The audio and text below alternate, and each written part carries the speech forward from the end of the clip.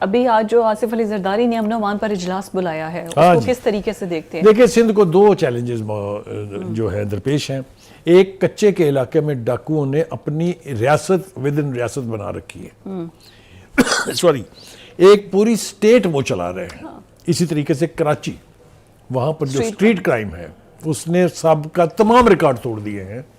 آئی جی کے بعد آئی جی آپ بدلتے جا رہے ہیں. ایک فیز آیا تھا, مجھے تو یہ بتایا جا رہا ہے کہ ابھی بھی رینجر جی کے سپرد ہے وہ سارا شہر, لیکن رینجر نے ایک وقت میں یہاں کنٹرول نہ صرف سنبھالا تھا بلکہ کنٹرول کر کے دکھایا تھا. اگر آپ کو میں یاد دلاؤں, عاصم سلیم باجوہ کا ٹائم تھا نا جی, میں وہ اس کے علاوہ میں آپ کو بتاؤں کہ جب سورج ڈوب رہا تھا بانی متحدہ قومی موومنٹ کا, اس وقت بھی شہر کی حالت بہت بری تھی. اس کے بعد رینجرز نے اس کو بہت حد تک کنٹرول کیا تھا.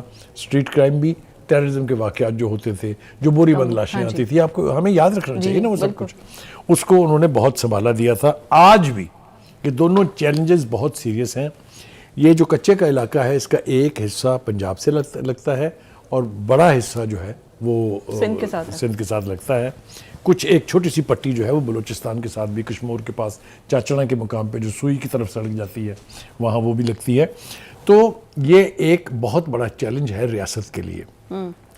دیکھیے جو ڈاکو ہیں وہ سرفیس پہ یعنی سڑکوں کے اوپر تو نہیں گھوم سکتے, وہ چہل قدمی تو نہیں کر سکتے, وہ ظاہر ہے ایک خاص علاقے میں اپنے ہائیڈ آؤٹس انہوں نے بنائے ہوئے ہیں.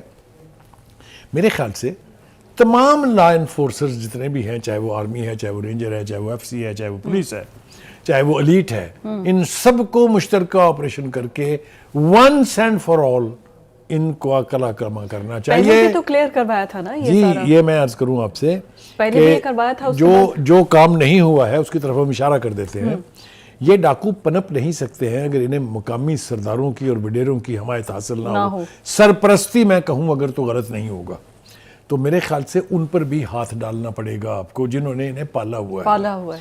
یہ پال کے جس طریقے سے لوگوں کو اغوا کر رہے ہیں, جس طریقے سے قتل عام کر رہے ہیں, جس طریقے سے تاوان جو ہے وہ یرغمال بنا کے لے رہے ہیں, وہ میرا نہیں خیال کہ کوئی انڈیپینڈنٹ ریاست جو ہے وہ افورڈ کر سکتی ہے یا اس کو افورڈ کرنا چاہیے. امن و امان کی صورتحال کیسے؟ عزیر بلوچ والا ہے نا, دہشت کی علامت مانا جاتا تھا, ایک ایک کر کے بری ہو گیا. یہی تو ہمارا سب سے بڑا ڈائلیما ہے کہ ہم نہ تو بڑوں کو ہاتھ ڈالتے ہیں جو گھرگے ہیں, بڑی مچھلیوں سے میری مراد ہے, نہ ہم ان کرمنلز کو قرار واقعی سزا دیتے ہیں کیونکہ وہ بری ہونے کے بعد پھر اس سے بڑا جرم کرتے ہیں. یہ ایک جس کو کہے قدرتی پروسیس ہے کہ اگر آپ اس کو تعزیر نہیں کریں گے, اگر آپ اس کو سزا نہیں دیں گے, وہ انکریج ہوگا.